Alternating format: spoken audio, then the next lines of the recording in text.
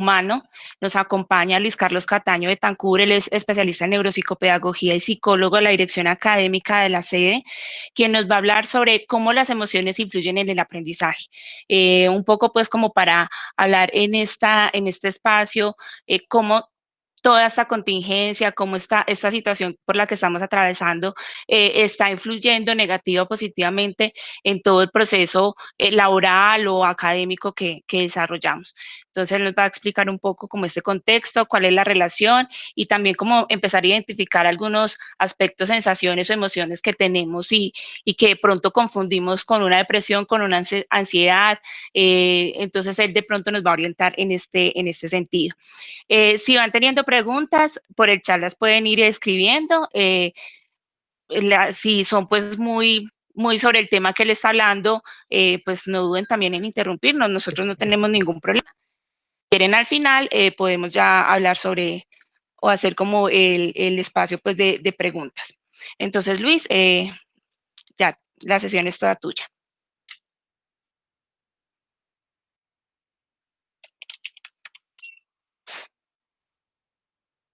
No se te escucha, Luis.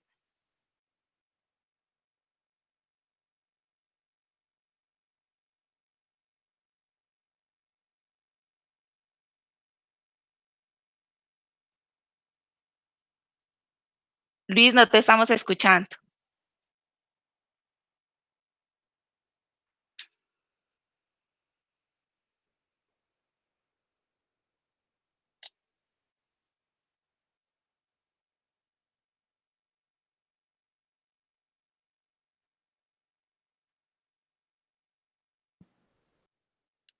Uh -uh.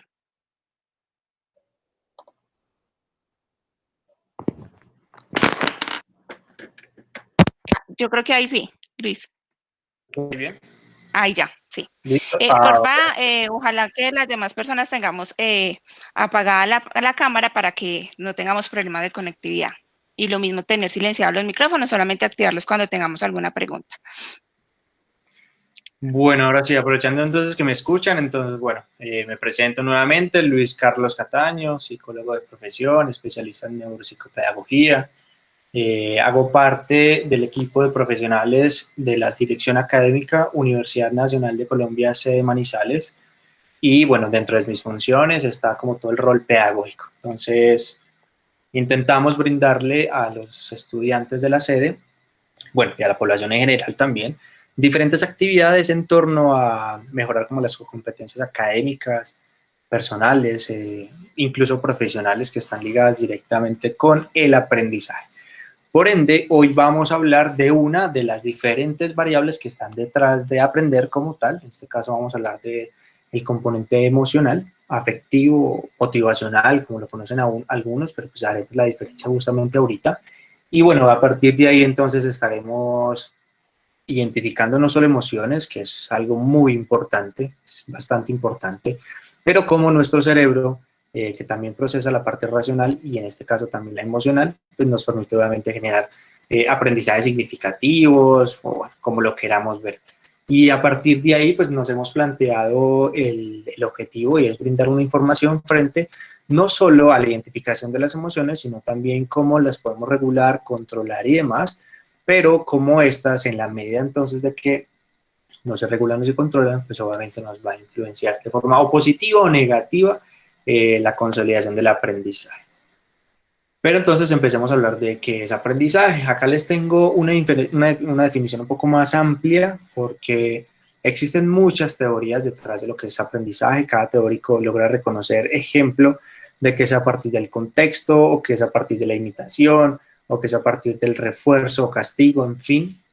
Lo que nos está mostrando por lo menos esta primera definición es que estamos teniendo un cambio importante, significativo y permanente, no solo en la forma en cómo sentimos o trabajamos la emoción, la cognición y el comportamiento, pero que técnicamente nos está mostrando cómo están, hasta qué punto desarrollados ciertas habilidades, ciertos conocimientos, ciertas competencias que de alguna u otra forma ligadas a un contexto, pues las podemos diferenciar obviamente. En este caso en particular, el aprendizaje también en algunas teorías nos logra dar la capacidad no solo para registrar nueva información en nuestra memoria, sino como también podemos utilizar ese conocimiento según las exigencias o según la aplicación de un contexto en particular. Estamos hablando en este punto entonces de algunas conexiones neurales que se resume en la imagen que tenemos acá. Todos nosotros sabemos entonces de que nuestro cerebro está constituido por diferentes células. Estas células de alguna u otra forma se llaman las neuronas. ¿Alguien habló por ahí de pronto? Ok. Estas células a su vez entonces conforman diferentes estructuras en nuestro sistema nervioso central que tiene una facultad y es la que nos conocemos como neuroplasticidad.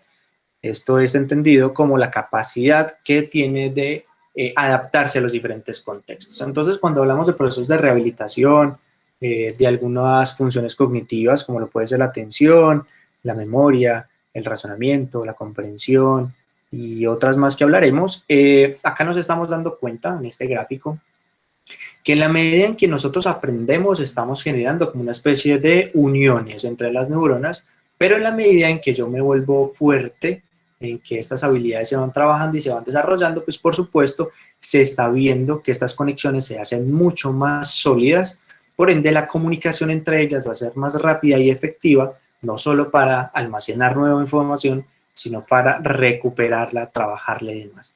Técnicamente nacemos con un banco de neuronas establecidas.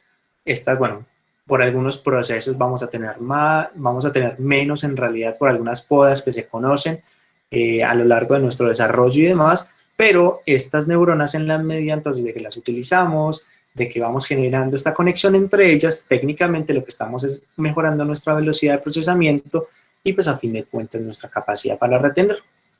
Pero hay que dejar claro hoy de que nosotros ya venimos como con algunas funciones establecidas para aprender. La diferencia con los animales, que también tienen esa facultad, por así decirlo, es que nosotros sí podemos comunicarlo a través del lenguaje. ¿Cuáles son esos famosos dispositivos básicos de aprendizaje? En este caso, la atención, la motivación, la memoria y la sensopercepción. A partir de aquí vamos a entender por ahora cuál es la verdadera noción de lo que es la atención y la concentración. Es un proceso cognitivo, se conoce como el primer filtro para poder aprender y es esa capacidad que tenemos para seleccionar la información del medio y colocar nuestros recursos cognitivos en pro de ella. Entonces, selecciona lo más importante y ya nuestro razonamiento, nuestra comprensión puede estar directamente relacionado con esa actividad y la concentración nos permite mantenerla en el tiempo. Se dice que hay varios tipos de atención, la focalizada, la sostenida, nos permite mantenerla en el tiempo. Cuando hablamos de alterna, es que yo logro estar, ejemplo, en una actividad, la termino y puedo estar en otra completamente diferente, pero manteniendo nuevamente mi atención y concentración. Existen otras recomendaciones o un llamado de atención frente a lo que tiene que ver con lo dividido, porque esta es una forma muy sencilla de explicar cómo funciona exactamente la atención y la concentración. Si se dan cuenta, en fotografía esto se llama un efecto bokeh, y es que nosotros logramos concentrar la atención en un estímulo, en este caso es el libro, y el fondo, aunque sigue siendo parte del paisaje, por así decirlo, y nos suministra de alguna u otra forma información, no deja de hacer parte de, pero técnicamente todos mis recursos cognitivos van a estar en lo que está enfocado directamente. Así funciona técnicamente la atención. Cuando yo logro estar directamente relacionado en una actividad en particular, ya lo otro no es que pierda importancia, pero yo no puedo estar técnicamente en 2 o 3 o más actividades a la vez, por el hecho de que me tocaría fraccionar también la memoria, el razonamiento y otras operaciones cognitivas. Lo que se busca para nosotros mantener la motivación y que un estímulo logre ser lo suficientemente significativo para que nuestro proceso atencional esté involucrado directamente en esa actividad, debe ser algo novedoso, que nos guste, que nos motive, que lo consideremos importante y que de alguna u otra forma tengamos un deseo genuino por aprender y demás. Este listado de palabras no es solo para los estudiantes, por supuesto, con la intención de saber qué me gusta, qué no me gusta y demás, sino que se convierte también en un reto para los diferentes docentes, cualquier persona que esté compartiendo conocimiento, porque yo debo garantizar que cada una de estas actividades o características mejor de la actividad, del tema y de todo lo que voy a dictar, orientar y demás, esté en mis actividades metodológicas. Hemos dicho de que la atención se considera entonces un primer filtro, ¿listo? Y este primer filtro es muy importante, es completamente importante, porque nos permite entonces de que si yo logro abrir la puerta, por así decirlo, frente a la atención como tal, pues obviamente voy a lograr de que estas tres palabras que están subrayadas acá, la codificación, la retención y el almacenamiento, son las tres fases de la memoria, se logren llevar a cabo. Existen varios tipos de memoria, aquí rápidamente explicaré como la diferencia entre algunas de estas. Esta sensorial nos permite como evocar esos recuerdos frente a algunos estímulos perceptuales, entonces sentimos el aroma o la fragancia de una loción y entonces esto inmediatamente nos conecta con algún lugar, con alguna persona en particular. Luego es difícil recordar nuevamente esa percepción a través de esos órganos de los sentidos. Lo corto plazo es esa información que yo logro retener y almacenar por periodos cortos en la memoria. Dicen de que puede ser horas, más o menos de 4 a 6 horas. Existen otros que hablan de que es más o menos de un día a otro. Se sabe que más o menos del 20 al 30% de la información por un proceso normal y natural de descansar, de dormir, se pierde de un día a otro. Entonces, en la medida en que yo no repaso constantemente un tema, no logro mantener, por así decirlo, ese estímulo fresco en la memoria. Y hablamos de la memoria a largo plazo, una implícita y otra explícita. La diferencia es que la inconsciente, en este caso la implícita, está más relacionada con lo corporal. Entonces, aquí encontramos la explicación del por qué nunca se nos olvida patinar o montar en bicicleta. Esto se ha relacionado un poco más con esa memoria corporal. Pero existe otra, la episódica, relacionada con acontecimientos de la vida y las fechas del cumpleaños, es un poco más anecdótico, por supuesto, y la semántica que nos permite encontrarle como el significado y la explicación y bueno, la denominación que tenemos frente a algunas palabras. ¿Por qué hago la diferencia de lo que es corto y largo plazo? Porque ahorita cuando miremos algunas funciones que están establecidas en nuestro cerebro, pues nos daremos cuenta de que cuando hay emoción, cuando algo nos gusta en particular y nos conecta con algo positivo, logra pasar más rápidamente a lo corto plazo. Por ende, a la hora de recuperarlo y de almacenarlo, trata de ser mucho más significativo. En este punto, entonces, pues hemos venido hablando de lo que es emoción. Bien, entonces aquí en emoción nos estamos dando cuenta de que a través del latín, bien, de este significado, logra movernos. Entonces, esto es lo más importante cuando logramos hablar de emoción. Todo lo que esté conectado con una emoción nos permite actuar y debería ser la idea, porque de acuerdo a las características, porque algunos hablan de que es una experiencia multidimensional, logra tener un componente cognitivo, o sea que yo a través del lenguaje puedo describir qué es exactamente lo que me está pasando. A través del comportamiento se sabe que hay algunas emociones que tienen un tono de voz, que tienen una expresión en particular, un cambio de alguna u otra forma en nuestras sensaciones corporales, que es como lo más interesante. O sea, todos de alguna u otra forma necesitamos describir e identificar qué es lo que pasa en nuestro cuerpo, así no encontremos las palabras y muy seguramente no siempre reconozcamos conscientemente qué es lo que pasa desde el comportamiento. Pero se sabe de que todo evento logra tener una reacción corporal en particular. Entonces acá lo que nos damos cuenta es que pasa un suceso en particular, a nivel cognitivo tengo una valoración, sea positiva o negativa, bien. Existen diferentes cambios a nivel fisiológico, como lo hemos venido conversando, y pues obviamente aparece una predisposición. Esa predisposición puede ser o la acción o la evitación. Depende justamente de cuáles sean los acontecimientos previos o esa misma reacción corporal o la valoración cognitiva que estemos teniendo directamente de los eventos que nos pasan en el entorno. Aquí sonará algo curioso, y es que nosotros hablamos, o por lo menos desde el modelo terapéutico que yo trabajo, de que no existen propiamente situaciones traumáticas. Nosotros hablamos de que son potencialmente traumatogénicas. ¿A qué me refiero con esto? Algunas investigaciones han demostrado que hay personas, por supuesto que fueron, bueno, o que generaron, comillas, un trauma al hablar de las experiencias que vivieron en primera persona frente al 11 de septiembre.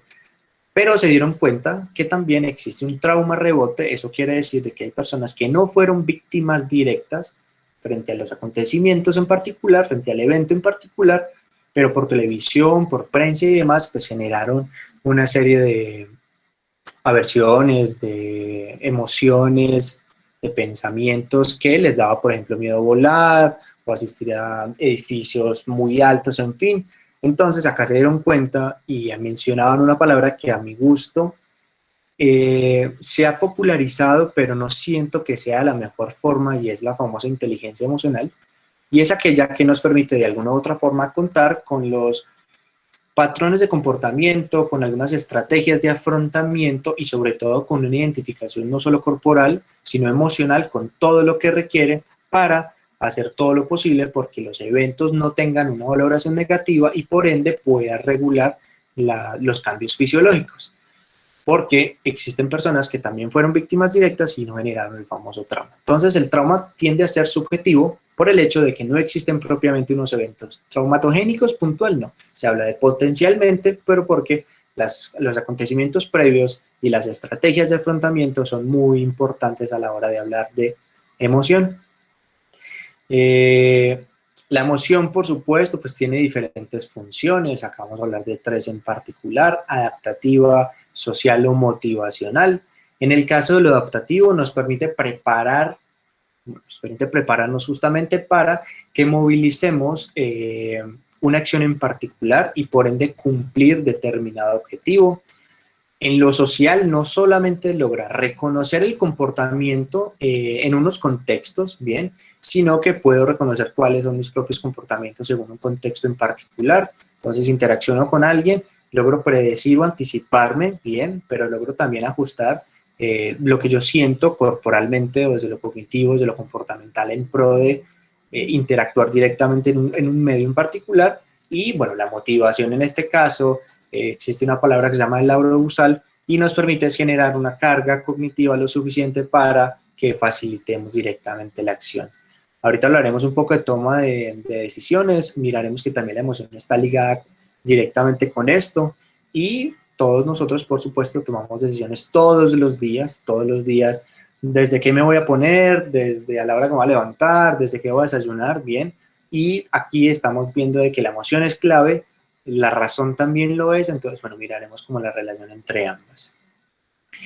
Para entender estas palabras dicotómicas que tenemos acá, placer, displacer, la intensidad y la especificidad de las emociones, me gusta plantear este esquema porque logramos entender y lograr identificar de a poco qué es justamente la emoción que me produce X o Y evento en particular. Entonces, acá lo que estamos encontrando, solo para poner un ejemplo, es un nivel de activación alto, un nivel de activación bajo, lo que es la característica negativa o positiva, y nos damos cuenta, por ejemplo, que ante un nivel de activación alto, pero que tenga una característica positiva, estamos hablando de una emoción primaria como lo puede ser la alegría, bien, la felicidad, por así decirlo, y tenemos acá también que ante un nivel de activación bajo, pero que sigue siendo positivo, ya estamos hablando de un estado un poco más de relajación o de meditación. Intensidad, en este caso, viene siendo todo lo corporal, bien, ya nos damos cuenta de que tiene una característica cognitiva y un impacto social, por supuesto, pero pasa lo mismo cuando logro sentir más tensión, que la activación corporal es mucho más alto, en este caso la valencia es negativa, pero cuando estamos hablando de tristeza, no de depresión, que es, ahora veremos como la diferencia entre ambas, la otra es un diagnóstico y es un trastorno del estado afectivo y demás, pues nos damos cuenta de que ese nivel de activación es mucho más bajo, pero que sigue siendo negativo. Esto nos da pie para entender, existen muchas teorías, no solo para aprendizaje, sino también para hablar de emociones, que nos hablan en este caso de que nosotros venimos con unas emociones base también: ira, tristeza, alegría o felicidad, asco, sorpresa, miedo y desprecio. Estos se conocen como emociones básicas o primarias. Y otros autores hablan de que existen unas emociones secundarias. Esas secundarias, por ejemplo, están sí, solo sí relacionadas con un contexto en particular, o si necesita un contexto en el cual yo logre expresarlas, por así decirlo. Y las mixtas, en este caso, es una mezcla entre lo primero y lo segundo. También necesita un contexto, pero digamos lo que la diferencia es netamente el contexto en particular. Entonces, solo por poner un ejemplo, las primeras ya vienen en nuestro ADN, las segundas normalmente se conocen como el famoso sentimiento, la palabra sentimiento para algunos, y la tercera, que necesita lo primero y lo segundo, estamos hablando de, por ejemplo, la frustración, el optimismo, ¿bien? Que trata de tener como una especie de mezcla entre en algunas características positivas, pero que también tiene una valencia negativa, por poner simplemente algunos ejemplos. Pero ¿en dónde se procesan las emociones? En el cerebro. Vamos a hablar de lo que se conoce como el sistema límbico y un lóbulo prefrontal. El sistema límbico es la interacción de diferentes estructuras que tiene nuestro cerebro, y en este caso pues las tenemos mencionadas acá en nuestra pantalla. Voy a enfocarme en dos en particular y entendemos directamente la relación que tienen frente no solo a la toma de decisiones, sino también con la planificación y otros procesos cognitivos en particular. Entonces acá lo que estamos encontrando es un sistema mucho más primitivo. Eso quiere decir de que dentro de la evolución del cerebro, generalmente su proceso de maduración es de abajo arriba, de atrás hacia adelante. Entonces técnicamente esto nos permite no solo procesar las emociones, que en este caso, por ejemplo, la amígdala y el tálamo son aquellos que reciben directamente el procesamiento de de todo lo que pasa en el contexto en particular, y es como el primer filtro. Entonces lo que el tálamo hace es repartir de alguna u otra forma de acuerdo a dos características. Una vía corta es que si estamos ante una situación de riesgo, ya estamos enviando la información a la amígdala, que la amígdala procesa el miedo y genera unas respuestas un poco más automáticas. Aquí una palabra clave o una frase clave que aprendí frente al aprendizaje y la emoción es que si nosotros sentimos de que estamos en modo riesgo o en modo supervivencia, no aprendemos, porque no estamos logrando, en este caso en particular, que la información, en vez de ir a la amígdala, se vaya al lóbulo frontal, y el lóbulo frontal está encargado de lo que se conoce como funciones ejecutivas, y es la capacidad para organizar, planificar, tomar decisiones. Se ha asociado con la atención, con la memoria a corto plazo, y es la parte más racional que todos tenemos. Casualmente es la última que madura, pero técnicamente nos permite como diferenciarnos por completo de nuestros antepasados pensando en modo evolución. Entonces, sí existen algunas zonas que procesan directamente la emoción, pero en la medida en que son positivas, tienden a pasar a la razón como tal. Por ende, se sabe que existe una especie de equilibrio, y es muy importante, es completamente importante ese equilibrio entre emoción y razón, pero cuando sentimos que estamos amenazados, que estamos en riesgo, se va a activar es una zona un poco más primitiva, y por ende esta capacidad para planificar, para prestar atención, para memorizar en algunos casos y para tomar decisiones en esta parte racional que vendría siendo el lóbulo frontal, pues obviamente no se genera esta segunda vía. Caso estamos aprendiendo es con base en las reacciones un poco más primarias. Hay que decir que las emociones tratan de ser pasajeras. Pasajeras es que, como estamos viendo en esta imagen, tratan de durar segundos, minutos, máximo horas. Por eso es importante identificarlas, por supuesto, e intentar hacer todo lo posible por regularlas, porque si nos damos cuenta, esto en la medida en que se mantiene, o los eventos, o los contextos, o las personas, bueno, no sabemos con qué esté conectado, pues ya podemos estar desarrollando algunos trastornos, por supuesto, o se sabe también que dentro de la valoración de algunos rasgos de personalidad, podemos encontrar perfectamente en pruebas que existen rasgos de personalidad tipo ansioso, depresivo, bueno, psicótico, esquizotípico, en fin, existen otra cantidad de variables, pero por lo menos los que vamos a hablar hoy, que son de base ansiedad o depresión, eso quiere decir de que es una emoción negativa que ha predominado, pues que no hemos hecho nada en el sentido de aprender a identificar o a regularla, o la hemos naturalizado y normalizado, por supuesto, y que esto simplemente ha detonado que la lleve a dos o tres o más contextos. Incluso para hablar de personalidad, se habla de que es un comportamiento estable y duradero, presente en dos o tres o más contextos. Cuando pienso en esta carga emocional, es como si esa forma de comportarme, esa forma de identificar y de cambiar mis emociones y demás, y por ende la cognición que aparece, que normalmente en este caso son, en la mayoría de casos negativos, pues tiende a predominar en varios escenarios. Hoy vamos a hablar de dos palabras que normalmente se utilizan, pero no necesariamente están bien utilizadas. En este caso es ansiedad y depresión.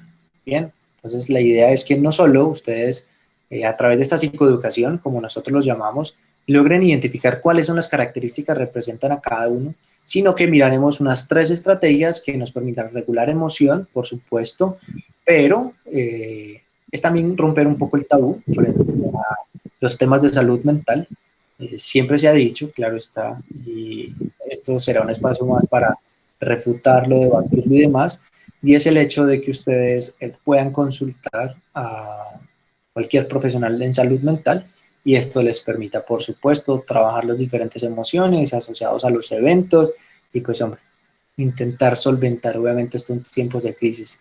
Se entiende perfectamente que estamos ante una situación que puede considerarse de riesgo, que nos juegue una mala pasada, bien, pero si contamos con algunas estrategias de afrontamiento, creo que va a funcionar muy bien.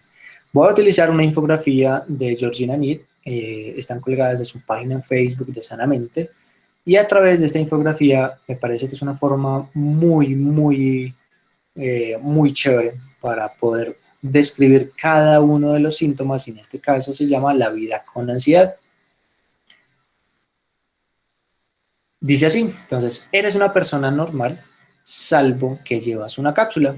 Todo marcha bien hasta que llega el momento en que aparece un episodio de esos que se detonan por una situación como tienes que exponer, tienes una cita, tenemos que hablar, tienes un trabajo pendiente, cualquier actividad que represente futuro.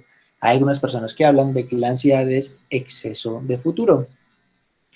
Tu cápsula comienza a llenarse de agua muy rápidamente y no te deja respirar. Todo es confuso y comienzas a pensar más de lo que deberías. Te haces preguntas, ¿qué pasaría? ¿Y si no lo logro? ¿Y si no puedo? ¿Y si estoy enfermo? ¿Y si me voy a morir? ¿Y si tengo un cáncer? ¿Y si me desmayo? Y todo lo catastrófico empieza a aparecer.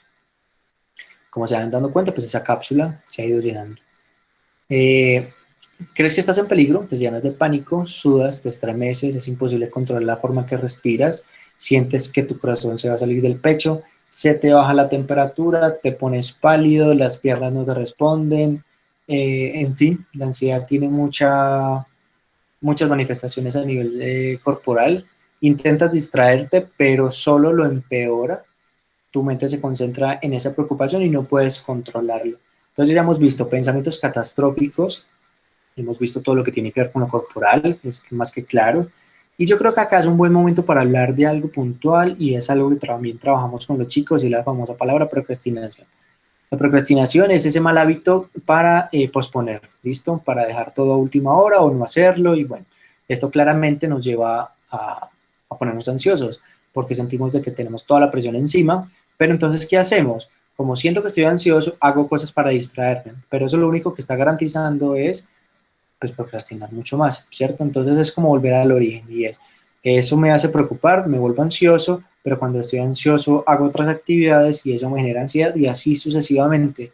Entonces lo que está convirtiendo es en una, en una bola de nieve que estamos reforzando propiamente una conducta, un patrón, y claramente la decisión, por eso ahorita hablamos de decisiones, de toma de decisiones, lo más importante es generar una acción en particular.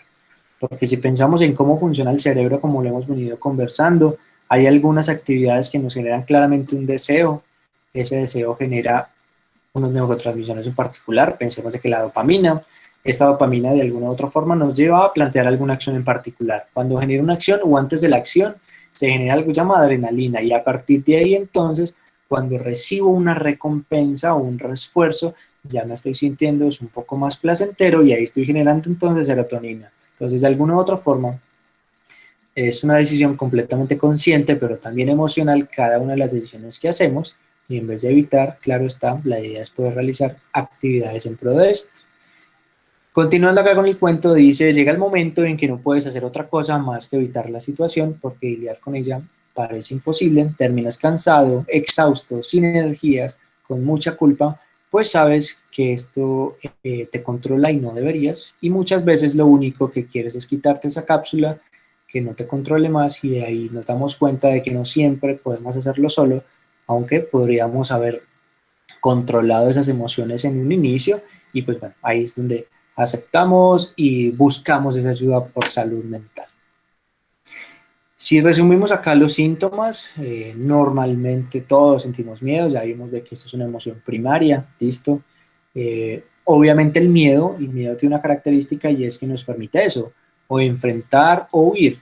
Acá es importante reconocer de que el miedo es algo natural, pero si esto ya está en todos los eventos y tiene una característica negativa y aparecen los pensamientos catastróficos como ya lo vimos y estamos evitando y aparecen estas descripciones comportamentales como la sudoración, dolor de cabeza, que me duele el pecho, que me duele la espalda, problemas estomacales también es una de las características, siento que no puedo respirar, o respiro muy rápido, me estoy hiperventilando y me desmayo, ese tipo de características cuando ya se presentan en varios contextos y tiene una duración cercana a los 6 meses y demás, pues ya estamos hablando de un diagnóstico clínico como tal.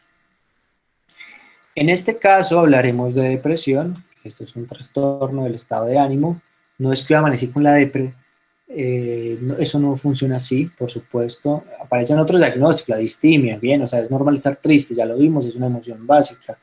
Lo que estamos intentando lograr es que si yo me identifico con la mayoría de estas características y ya predominan en el lapso de tiempo, hombre, puedo dominar mis emociones, puedo utilizar algunas de las técnicas que vamos a ver ahora, pero siempre es importante consultar y recibir los apoyos de los profesionales en salud mental.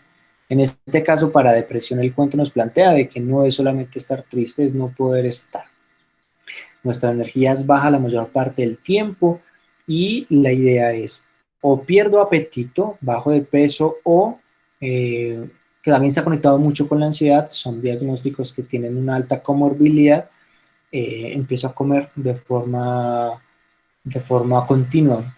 Mecánicamente realizo mis actividades más por obligación que por emoción como tal y siento que debo hacer mucho más esfuerzo en hacer las actividades que antes me gustaban y ahora no tanto. Estos pensamientos aparecen cuando hablamos abiertamente de suicidio, por ejemplo, se sabe que la depresión es una de las 3 variables que nos permiten tomarlo como un indicador de riesgo, listo, y pues por temor a ser juzgado, al que dirán, a lo que piensen el otro, pues yo simplemente, no sé, cambio la cara, la depresión tiene también una cara amable frente al otro, no siempre tenemos esa confianza, esa cercanía o esa capacidad para hablar frente a lo que yo verdaderamente siento, listo, por eso me parece que la caja de cartón acá es clave, porque para el otro todo está bien, todo pasará, sí, seguramente todo pasará, por supuesto, pero, pero yo siento que siempre la interacción con un otro y cuando logro obviamente compartir y fraccionar la carga, que puede ser con amigos, familiares o profesionales en salud mental, nos estamos evitando, por supuesto, la consumación de esas ideas que pasan por la cabeza. Siempre queremos estar apagados o dormir o disociarnos en algunas otras actividades, pero no es tarde, la verdad, nunca es tarde para pedir y aceptar esa ayuda.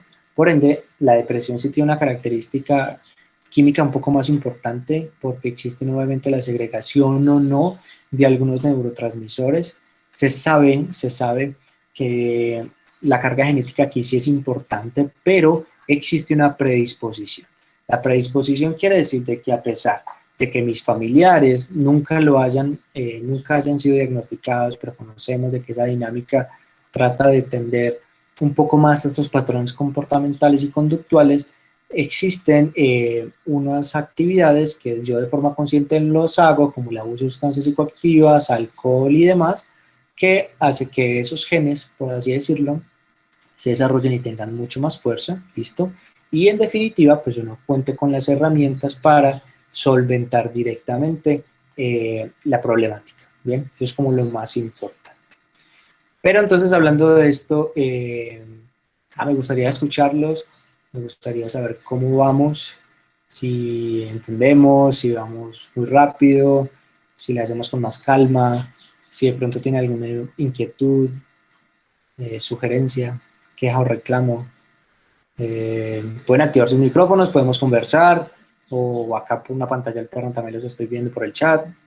Y si no, bueno, si no continuamos, pero sí me gustaría recibir una que otra retroalimentación. Hola, buenas tardes. Hola, ¿cómo estás? Bien, gracias. Yo soy de la sede Palmira y me parece fantástica pues esta charla, la verdad, muy, muy apropiada. Y pues me gustaría saber si de pronto hay forma como de contactarte o de hacer o de iniciar como algún proceso en relación a pues la temática de la charla.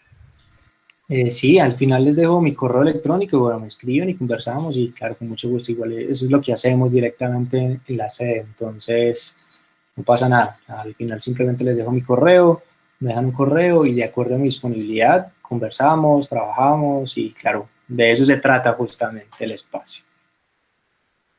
Súper, dale, muchas gracias. Listo, perfecto. Hola, buenas tardes. Hola, ¿cómo están? Bueno, yo soy Victoria Eugenia Valencia, profesora del Departamento de Ciencias Humanas. ¿Cómo están?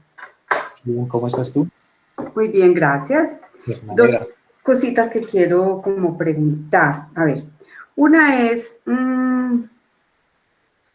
cuando tú decías ahorita sobre las emociones, como digamos que se consideran negativas, pongámoslo así como entre comillas negativas.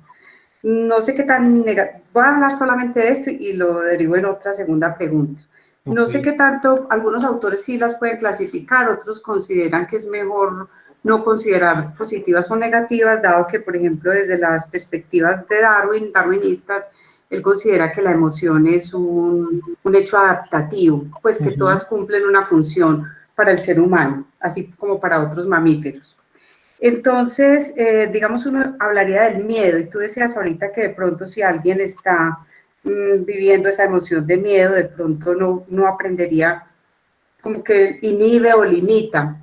Sin embargo, por ahí vi una vez un video con unos estudiantes donde las fuerzas del ejército, por ejemplo, bueno, claro, es que estaríamos hablando ahí de ejército, los entrenan mucho en eso, en vivir una emoción de miedo y prepararse para ella. Y digamos que el mundo contemporáneo es un mundo que nos enfrenta muchísimo a retos que nos generan miedo, temor por lo menos. Entonces, como que irse preparando para ellas y hacer inmersiones en situaciones que nos generan miedo, de pronto no limitaría en esos casos el aprendizaje, sino que antes como que activa, precisamente como que activaría el cerebro para enfrentar esas situaciones. No sé qué piensas. Pues mira, lo que yo he leído y he consultado, bueno, estoy de acuerdo contigo en el sentido de que existen muchas teorías frente a emoción, eso sí está más que claro, es un tratado enorme y cada uno tiene su postura, pero me gusta hablar frente a los mecanismos de afrontamiento, me parece pues como la clave para, con base en lo que estás diciendo, tener un patrón por lo menos de comportamiento y de regulación de emoción frente a la demanda. La demanda es evidente. Que vivimos en una situación de crisis y demás, eso está más que claro, pero en la medida entonces de que yo logre dominar, bueno, identificar y regular las emociones, lo que estoy permitiendo es que no pase a la reacción automática, que en este caso vendría siendo toda la parte de la amígdala, sino más bien tener un poco más de conciencia y de razón frente al lóbulo frontal. Digamos lo que ha sido la teoría que de alguna u otra forma he estudiado con mayor precisión frente a los mecanismos automáticos o establecidos y aquellos que están relacionados directamente o con supervivencia, que vendría siendo la ruta número 1, o la 2, un poco más la consciente. Cuando pones el ejemplo, me parece que es una muestra clara de que existen obviamente algunas condiciones, pero hablando de esta característica de trauma como tal, estas características de afrontamiento y de cómo puedo identificar y trabajar mis emociones, pues hace justamente de que esos eventos ya no tengan una característica, entre comillas, negativa, que esta negativa es subjetiva a fin de cuentas con base en el comportamiento, a la cognición y a las sensaciones corporales. Ok, muchas gracias. ¿Listo? ¿Algo más?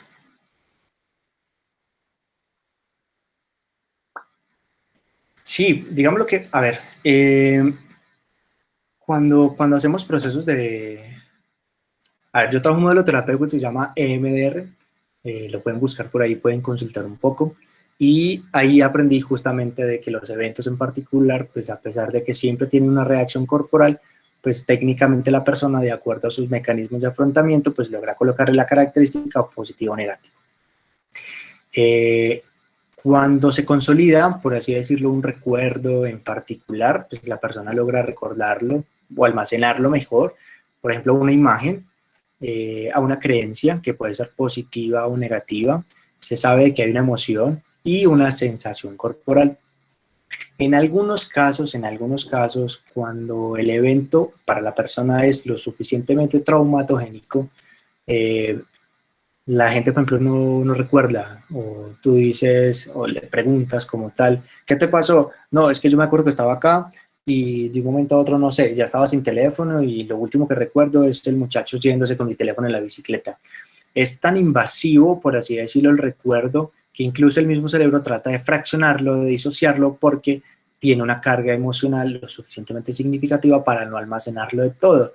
Entonces ahí es donde nos damos cuenta y confirmamos, de acuerdo a las teorías o a algunas de las que he podido leer, por supuesto, y utilizar directamente en procesos psicoterapéuticos, y es como logramos descifrar, en este caso desensibilizar, y es cortar la sensación corporal o hacerla mucho menos, más soportable, o en algunos casos desaparece frente a los eventos en particular, dejarlos muy neutros y reprocesar directamente esas memorias traumáticas, por así decirlo. Entonces, hace parte como de lo que buscamos, pero antes de eso, antes de empezar a hacer procesos de sensibilización y reprocesamiento de estas memorias, siempre intentamos brindar unas estrategias en particular para que la persona sea consciente de que está bien sentirlas, por supuesto, pero que cortaremos directamente ese efecto o esa reacción corporal.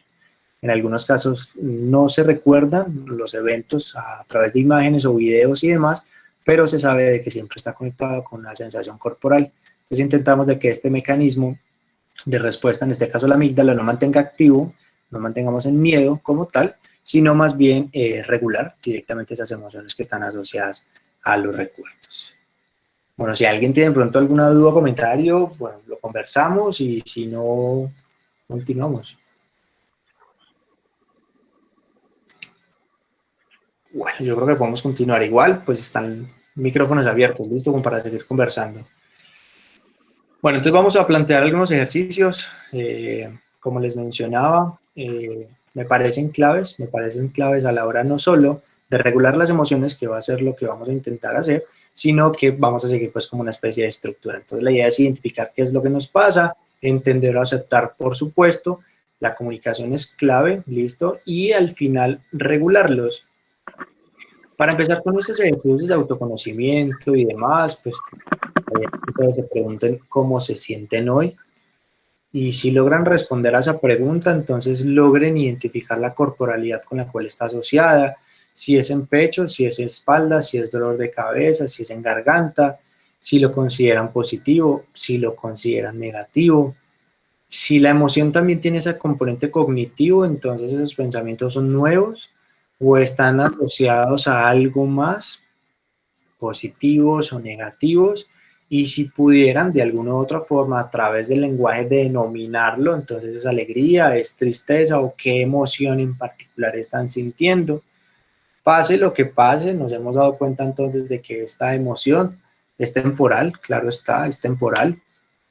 Y se ha demostrado científicamente de que una de las características que tiene mayor impacto es la respiración. La respiración tiene grandes ventajas y pues en este caso vamos a revisar una técnica en particular. Vamos a hablar de lo que es una técnica, bueno, aparecen varias en realidad, aparecen varias. En este caso voy a plantear una técnica por tiempos. Se conoce también en algunos casos, o el tipo de movimiento es la famosa respiración diafragmática, pero se conoce como respiración 4x4, o 5x5, o 6x6, 8x8, y es la cantidad de tiempo que yo logro inhalar, retener, exhalar, retener nuevamente. Esos periodos de 4, de 6, 8 son los segundos, mientras inhalo, mientras retengo, mientras exhalo. A modo autoconocimiento, siempre es responder a la pregunta ¿cómo estoy respirando hoy? Y si ustedes se pueden colocar, por ejemplo, la mano en el pecho y la mano en el ombligo, pues identifiquen hasta qué punto están llevando el aire. Si solo lo están haciendo con el pecho, están utilizando solamente del 30 al 40% de su capacidad pulmonar, pero si logran llevar el aire como tal a través de la inhalación y llega hasta el ombligo, están utilizando el 100% de su capacidad pulmonar, por eso se llama famosa respiración diafragmática. Acá estamos manejando una respiración por tiempos, 4, 2, 4, 2, y son 4 segundos para inhalar, retengo 4 para exhalar y 2 mientras logro inhalar nuevamente. Esto, mientras ustedes se van entrenando en estos tiempos, puede que se mareen un poco, no pasa nada. Eso simplemente quiere decir de que ustedes anteriormente no estaban respirando como, comillas, se recomienda. Y cuando logran dominar directamente la técnica, pues simplemente están oxigenando, por así decirlo, su cerebro. Acá aparece una teoría más y es que cuando nosotros inhalamos, técnicamente ese oxígeno nos está preparando el cuerpo para reaccionar. Por eso se recomienda en algunos casos que sea mayor el tiempo de exhalación que de inhalación, porque lo que estamos intentando es bajar la intensidad y no aumentarla para responder ante los eventos. Pero bueno, por este lado se puede plantear 4-4 o 6-6 como les estoy comentando, o utilizar unos 2 o 3 segundos más para la exhalación y se dan cuenta cómo a través de la exhalación pues estas sensaciones corporales tienden a disminuir. En este caso, primer ejercicio. Un segundo ejercicio es una respiración por colores. La verdad me gustó un montón por dos razones en particular. Uno, la primera variable es que yo, de acuerdo a la emoción que estoy sintiendo, logré identificarme con un color en particular. Entonces, si yo en este momento me siento fúrico y me siento con mucha rabia y siento que soy rojo, bien, me voy a identificar entonces con la capacidad para, a través del arco iris, mientras subo, inhalo y mientras bajo, exhalo. Las veces que considere con base en el color con el cual yo me he identificado, pero como la teoría del color de alguna u otra forma, sea personal o desde lo que se conoce también, existen unos colores fríos y otros colores cálidos. Si yo siento de que el color azul me genera un poco más de tranquilidad y que esa es la emoción a la cual yo quiero llegar, sentirme un poco más tranquilo, seguro y demás, entonces en la medida entonces de que voy inhalando y voy exhalando de forma consciente, voy bajando la intensidad del color o del estímulo en el cual yo sienta que estoy, hasta llegar al punto de conectarme y de estar visualizando directamente el color con el cual me conecta con una emoción positiva, en este caso, positiva, pensando, bueno, ya hablamos de lo que es positivo o negativo, pero que por lo menos me traiga tranquilidad, que me relaje, que baje un poco la intensidad del mismo. Esta es una variable, ¿listo? Que yo lo puedo utilizar teniendo la imagen perfectamente en mi teléfono, impresa, si trabajan ustedes con estudiantes, en fin, o una segunda variable y es conectándome nuevamente con el color, ustedes logran hacer la respiración anterior, la diafragmática, se conectan con el color con el cual quieren estar tranquilos y seguros, en mi caso, por ejemplo, es el azul, y lo que logro es que convierto el color del aire, tal cual, a través de la inhalación y de la exhalación, en este caso color azul, y voy pintando desde la planta de los pies pasando por cada una de las partes que componen mi cuerpo y logrando imaginarme o visualizarme con un color completamente, por ejemplo, azul. Entonces yo corporalmente me veo azul, por así decirlo, pero si ese color está conectado con una emoción positiva, pues en este caso técnicamente lo que estoy es intentando regular las sensaciones corporales que están asociadas a algunos eventos en particular. Cualquiera de las dos funciona. Una tercera, esta gusta más con los chicos, pero lo he intentado también con los estudiantes universitarios y funciona, y es intentar de alguna u otra forma, aprovechando esa capacidad de respirar de forma consciente, cómo puedo entonces yo inhalar y exhalar, pero que a través de la exhalación va a ser la única forma en la cual, mientras yo me visualizo estando en este vehículo, que en este caso es un avión, y que estoy visualizando de que estoy arriba a muchos pies de altura, cada vez que exhalo es la única forma en la cual este avión tiene impulso. Entonces lo que logramos es que el estudiante de alguna u otra forma inhale y exhale, estamos regulando su respiración por supuesto, y a través de la visualización por cada exhalación es la única forma en la cual este vehículo puede transportarse en el aire. 3 técnicas que van a estar conectadas a lo mismo. Respiración me parece que es la clave, me parece que es una de las estrategias que funciona muy bien para regular emociones, pero que en este caso, por supuesto, estamos controlando la variable, bueno, esta parte corporal, que a mi gusto, es la que mayor tensión causa, y pues a partir de ahí, por supuesto, pues aparecen los comportamientos de evitación y demás, y pues por ende estos pensamientos de orden catastrófico. Bueno, aquí haré la diferencia frente a las dos, las dependencias que estamos pues detrás de la universidad, que trabajamos con población estudiantil, y cómo hacer la diferencia entre el rol que tenemos cada una de ellas. Hablaré de la de nosotros, bueno, dirección académica. La dirección académica tiene un programa de acompañamiento y de fortalecimiento a las competencias estudiantiles del Centro de Acompañamiento Estudiantil famoso CAE, y pues acá intentamos brindar apoyo a cada uno de los estudiantes en pro de manejar técnicas para vencer procrastinación, todo lo que tiene que ver con hábitos, técnicas de estudio, estilos de aprendizaje, métodos de estudio, metacognición.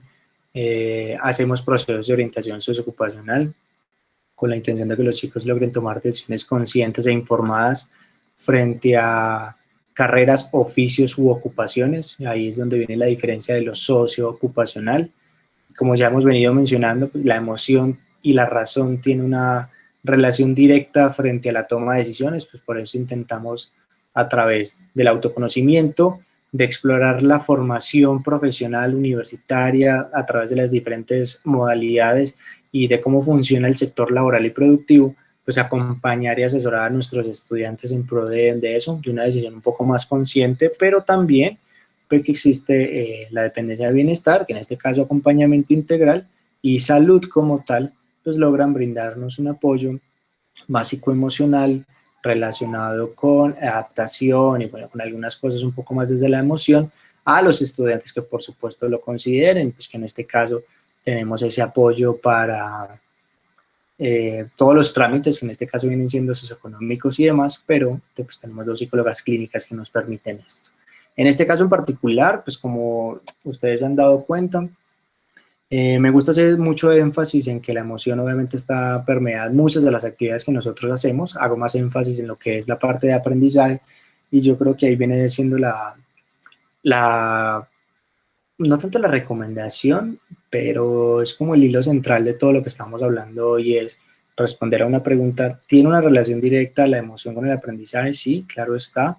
Y no solo está proyectada para el campo de la docencia o todos los que de alguna u otra forma tenemos la responsabilidad de formar a un otro, sino que también cuando yo logro identificarme o no con algunas emociones que si duran y permanecen en el tiempo y las llevo a 2 o 3 o más contextos, pues hombre, nos estamos dando cuenta de que las formas de reaccionar, por supuesto, son diferentes, y que esto no solo tiene un impacto en estos dispositivos básicos de aprendizaje, que ya hablamos de la emoción, que ya hablamos de la atención, que ya hablamos de la memoria con sus variables y demás, y que todo de alguna u otra forma tiene un control directamente en nuestro cerebro, que no solo domina la razón, la atención, la memoria, el razonamiento, sino también el componente emocional. Entonces, en suma, para hablar de aprendizaje, estamos hablando de lógicas, de unas condiciones ambientales, de unas condiciones emocionales. Y cada una de estas variables, pues intentamos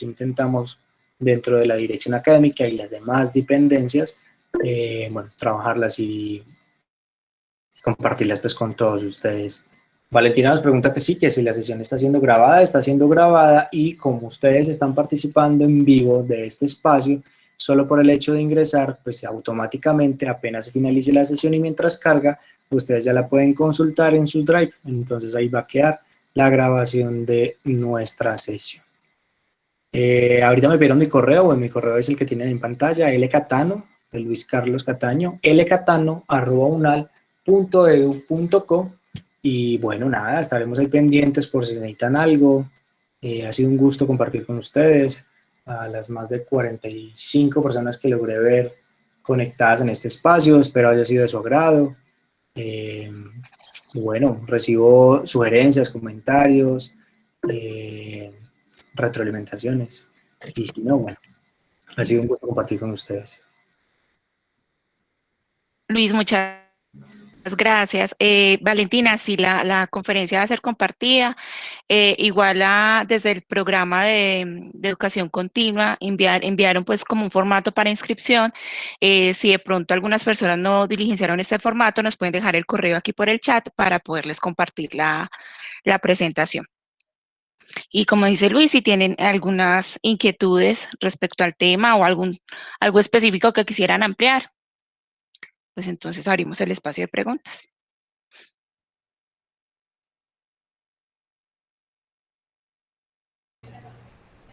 Muy buenas tardes. Buenas Mi tardes. nombre es Florelina Benavides, desde el municipio de Puerto Guzmán, Putumayo. Estoy estudiando trabajo social y pues me parece muy importante esta charla, esta capacitación y felicitarlos por compartir los conocimientos y agradecerles por tenernos en cuenta. A ustedes muchísimas gracias por asistir.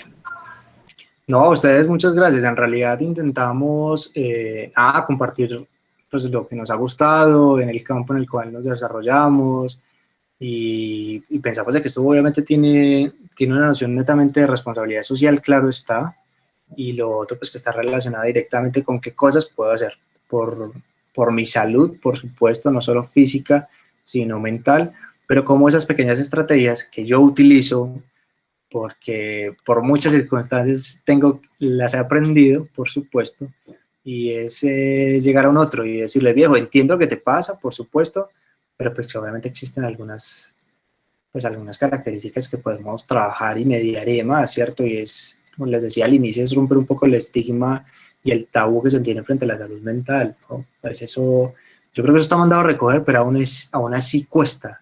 Y pues para eso se habilitan esos espacios, no solo para, como lo mencionamos ahora, identificar, es más que clave en este componente de psicoeducación, o así lo llamamos nosotros, sino también cómo puedo comenzar a regular un poco mis emociones, enseñarles a otro, y pues en este caso que en la medida en que están involucrados los procesos de enseñanza-aprendizaje, pues también tiene una relación directa, entonces por ese lado todo bien.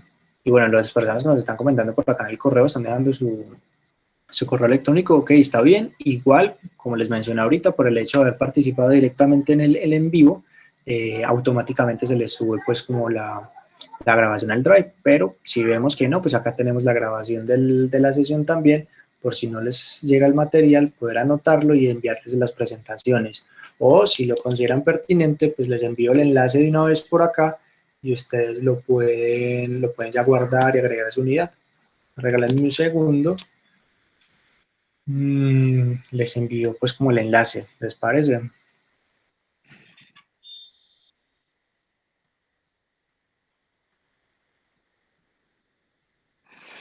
Listo, Luis, claro que sí. Igual también pues lo enviamos al correo como para que Listo, tengan perfecto. mayor seguridad y de pronto las personas que ya se han desconectado pues también puedan acceder a él. Listo, perfecto. Las personas que de pronto no tengan un dominio de la UNAL, o sea, un @UNAL, Igual cuando ingresen al enlace solicitan acceso y bueno, yo ya les habilito acá, listo. De resto no hay ningún problema, pero como se les va a compartir también por correo, entonces igual, les va a pasar igual. Les aparece conceder acceso, permiso, lo solicitan y yo aquí ya hago la gestión para que todos ustedes puedan consultar entonces. ¿Listo? Perdón. Una preguntita, ¿cómo se llama la autora que recomendaste que tiene el perfil en Facebook? ¿Georgina qué? Georgina Enid, y la página en Facebook se llama Sanamente. Sanamente. Sí, no solo tiene de ansiedad y depresión, sino que aparecen unos de TDAH, de trastorno bipolar y demás, y son muy, o sea, tienen la misma estructura. A mí la verdad me gusta mucho utilizarlos, por supuesto mencionarla a ella, porque a mi gusto en particular es una forma muy, bueno, me encanta la forma en cómo narra cada uno de los síntomas y las características de ambos diagnósticos. Entonces, por esa la podéis buscar. Y Qué pena, disculpa, ¿me lo puedes deletrear el apellido? No he podido. te los escribo por el chat, ¿te parece? Sí, dale. Listo. Ahí lo tienes por el chat. Ah, perfecto, listo. Muchas gracias. Listo, perfecto. Luis Carlos. Con mucho gusto. Bueno, me encantó saludarlos, que estén muy bien y nos estaremos viendo. Cuídense mucho, hasta luego. Muchas gracias, Bueno, Luis nuevamente Carlos. muchas gracias a todos por la participación. Esperamos encontrarnos entonces en una próxima sesión en este ciclo de conferencias de Manizales Ciudad del Aprendizaje. Que tengan todos muy buena tarde. Muchas gracias. A ustedes. Gracias.